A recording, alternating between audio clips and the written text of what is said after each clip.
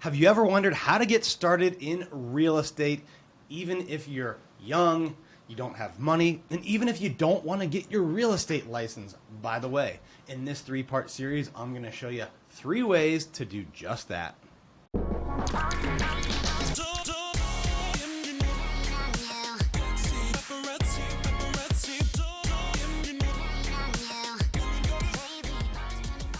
Yes, you can get started in real estate even if you're young, even if you don't have money, and even if you don't have your real estate license. Now, I do think, as a side note, getting your real estate license and learning how to do sales is a great way to make a lot of money even at a young age. I certainly did it. I've helped other people do it. If you're interested, by the way, in joining my international real estate organization and learning from someone like me who's sold billions of dollars of real estate, you can text me directly at 703-638-4393.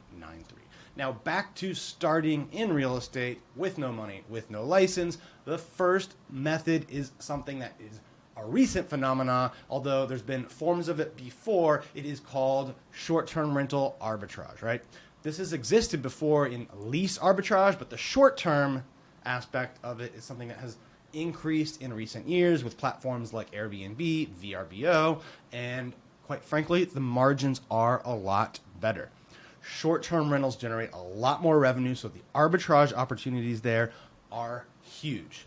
With as little as just a few $1,000s, you can get started and get your first deal generating thousands of dollars of cash flow a month. Here's how it works. You go to landlords, you go to owners, you go to even corporations that have apartments, that have houses, townhouses, whatever it is, right? You have to make sure that you're allowed to do this in your area. Most areas you are, by the way, but check your local regulations, local laws. So you go to these owners and you tell them, I will give you a corporate lease. Right? I want to lease your place not just for a year or 2, 3, 4, 5.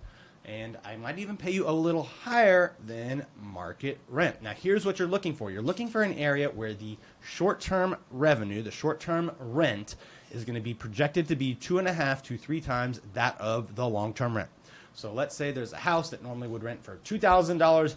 You want to use tools like airdna.co, the Airbnb site, the VRBO site, to check listings, check comps, do projections, and see if on an annualized basis you can get, in that case, $5,000 to $6,000 a month in revenue, right? Because we said this theoretical place that we're talking about would have a long-term rent of maybe $2,000, so you want 2.5 to 3 times that. So $5,000 to $6,000 in projected revenue. You're going to go to the owner and tell them, here's why you should rent to me. Number one, I'm going to run this like a business, right? I want this place to look great. I want great guest reviews. So I'm going to have frequent inspections, cleaners in here after every visit. I will take better care of your property than your typical, long-term renter. That's point number one. Point number 2 is you want to do this as a business. You never know when renters are going to leave, right?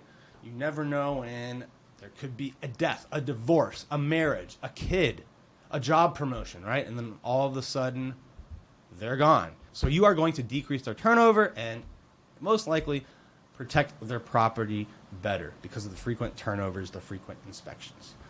If you run the business right, it's a no-brainer for the owner. Your typical startup costs are going to be first month's rent, your security deposit, and furnishing it. I've seen this done in some cases for as little as $5,000. And, in the hypothetical example I gave where the rent was $2,000, the revenue was $6,000, you might have $1,000 of extra expenses on that. You're making $3,000 a month. You do this with 3, 4, 5 units, that you can build up to in a year. You're going to get more cash flow than doctors, attorneys, CPAs, people that went to school for a long time and work long hours. It's pretty crazy how profitable this is. Stick around for part 2 and part 3, where I'm going to reveal 2 more ways to get started in real estate, even if you are young, don't have a lot of money, and don't have a real estate license. And by the way, don't forget to hit that subscribe button. I'll see you soon.